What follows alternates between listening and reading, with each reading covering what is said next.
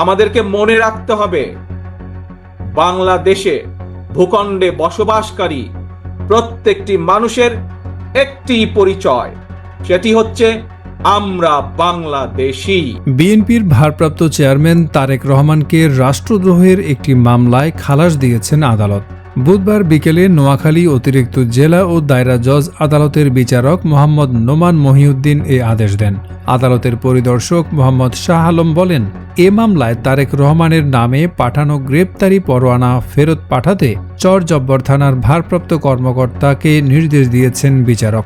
জানা গেছে 2014 সালের ডিসেম্বরে লন্ডনের একটি অনুষ্ঠানে শেখ মুজিবুর রহমানকে নিয়ে বক্তব্য দেন বিএনপির ভারপ্রাপ্ত চেয়ারম্যান তারেক রহমান। পরে 2015 সালের 28 ফেব্রুয়ারি সুবর্ণচর উপজেলা আওয়ামী লীগের সভাপতি ও চরজব্বার ইউনিয়নের চেয়ারম্যান অ্যাডভোকেট ওমর ফারুক বাদী হয়ে নোয়াখালী চিফ জুডিশিয়াল ম্যাজিস্ট্রেট আদালতে তারেক রহমানের বিরুদ্ধে ওই মামলা করেন।